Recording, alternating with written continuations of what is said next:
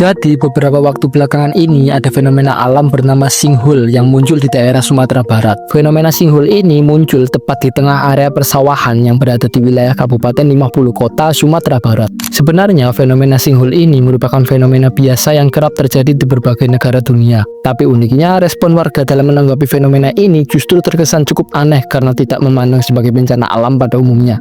Alih-alih dianggap bahaya, respon warga terhadap fenomena sinkhole ini malah banyak dikaitkan dengan hal-hal yang berbau mistis. Beberapa warga menganggap air yang dihasilkan dari fenomena sinkhole ini merupakan air berkah yang diyakini bisa menyembuhkan berbagai penyakit. Bahkan ada juga warga yang menganggap air dari sinkhole ini setara dengan air zam-zam yang berasal dari tanah suci Mekah loh guys. Karena keyakinan itu, beberapa warga yang tinggal di dekat daerah tersebut banyak yang mengambilnya untuk dibawa pulang. Mereka bahkan tidak ragu meminum air itu secara langsung tanpa dimasak karena percaya bahwa air tersebut menyimpan keberkahan. Gak cuma itu, ada juga beberapa warga yang rela antri demi bisa meminum air yang katanya punya khasiat dan berkah itu. Sampai puncaknya ada salah satu orang di podcast yang mengatakan bahwa fenomena ini akan viral di seluruh dunia dan akan muncul hewan langka dari sinkhole itu. Yang jelas kalau dipikir-pikir, hal tersebut tidak akan terjadi bukan? Tapi tetap ada aja pihak yang mempercayainya loh. Nah, emang setelah gua perhatiin, air yang muncul dari sinkhole ini berwarna biru cerah dan terlihat sangat jernih, seolah-olah layak untuk dikonsumsi.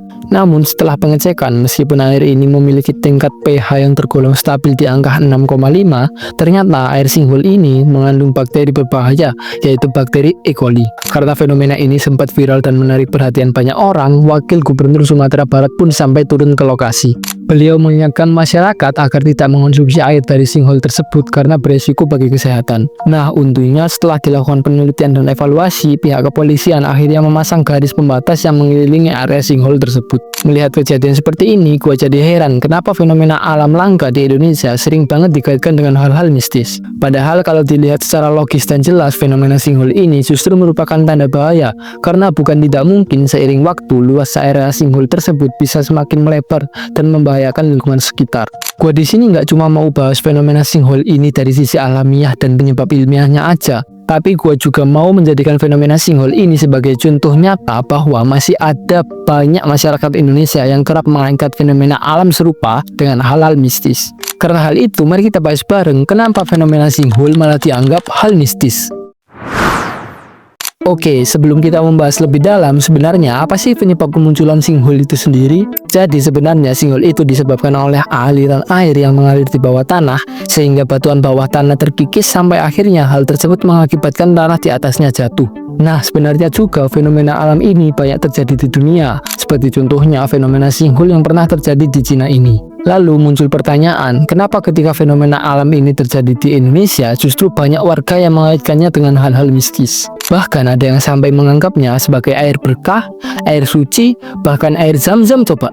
Nah, itu semua tidak lain tidak bukan karena masih kuatnya logika mistika yang dipegang oleh sebagian besar masyarakat Indonesia. Singkatnya, logika mistika itu merupakan cara berpikir seseorang yang selalu mengedepankan kekuatan gaib dibandingkan dengan ilmu pengetahuan. Sebagai contohnya, fenomena sinkhole ini yang seharusnya bisa dijelaskan secara ilmiah sebagai fenomena alam, malah dianggap oleh sebagian orang yang menganut logika mistika sebagai bentuk keberkahan karena air yang muncul dari dalam. Atau gini deh, kita coba sedikit keluar dari topik sinkhole di Sumatera.